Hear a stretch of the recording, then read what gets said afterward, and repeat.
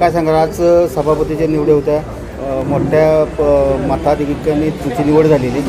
नेमकं आता तुमचे यापुढं काय कामाची पद्धत काय असणार आहे किंवा कुठल्या गोष्टींना, कुठल्या विकास कामांना तुम्ही प्राधान्य देणार आहात? आज माननीय नामदार श्रीमंत छत्रपती शिवेंद्रसिंहराजे भोसले व माननीय खासदार उदयनराजे भोसले आणि भारतीय जनता पार्टीच्या माध्यमातून आज जे मला सभापती पदाची संधी दिली गेली आहे, येणाऱ्या काळामध्ये संपूर्ण तालुक्यामध्ये माझा प्रथम अजेंडा असणार आहे की शैक्षणिक स्तर सुधारणे. म्हणजे आपल्या ज्या शाळा आहेत, संपूर्ण तालुक्यामधील ज्या जिल्हा परिषदेच्या प्राथमिक शाळा आहेत, त्या शाळांचे शैक्षणिक स्तर सुधारून येणाऱ्या काळामध्ये शाळेच्या माध्यमातून उद्या स्पर्धा परीक्षांमध्ये जवाहर नवोदय विद्यालय असेल, त्याचबरोबर सैनिक स्कूल असेल, स्पर्धा परीक्षांमध्ये ग्रामीण भागातील मुले ही चमकली पाहिजेत, विद्यार्थी चमकले पाहिजेत. त्यासाठी माझा शैक्षणिक स्तर सुधारणे हा प्रथम माझा ह्या सभापतीपदी आज मी विराजमान झाल्यानंतर माझा प्रथम अजेंडा तालुक्याच्या विकासा दृष्टिकोनातून तो असणार आहे.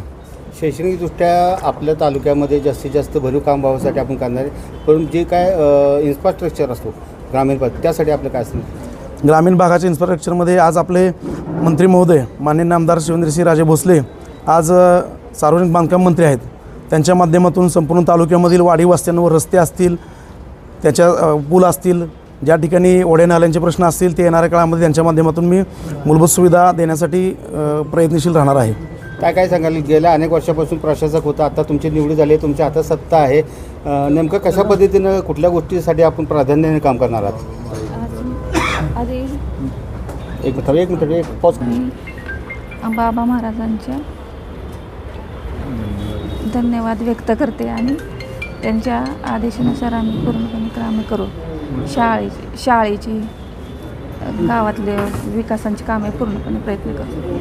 गावांच्या विकासांची कामे पूर्णपणे प्रयत्न करू. तुमच्याकडे सभापती उपसभापतीचं पद आहे. हां, नेमकं आता तालुक्यामध्ये तुमच्या कार्यक्षेत्रामध्ये कशा पद्धतीची तुमची कामं करणार किंवा जसं यांनी सांगितले शैक्षणिक कामासाठी मी प्राधान्य देणार आहे, तर तुमच्या दोघांच्या जोडीकडून कशा पद्धतीच्या कामाची नागरिकांनी अपेक्षा करावी? शैक्षणिक आणि विकासाची सर्वांना विकासाची कामे पूर्ण करू. दादा काय सांगा?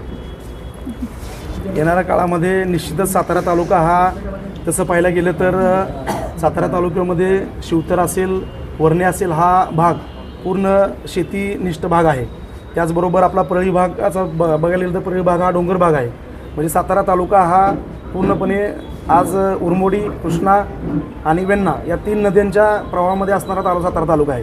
ह्या तिन्ही नद्यांच्या प्रवाहामध्ये असणाऱ्या सातारा तालुक्याच्यामध्ये येणाऱ्या काळामध्ये निश्चितच शेती असेल, लाईट्स असतील, पाणी असतील, रोजगार असतील, आरोग्य असेल, या सर्वच घटकांमध्ये आम्ही येणाऱ्या काळामध्ये सुधारणा करण्यासाठी निश्चितच मंत्री महोदयांच्या माध्यमातून, बाबांच्या माध्यमातून आणि भारतीय जनता पार्टीच्या माध्यमातून निश्चितच आम्ही सातारा तालुक्याचा कायापालट करण्यासाठी निश्चित कटिबद्ध राहू.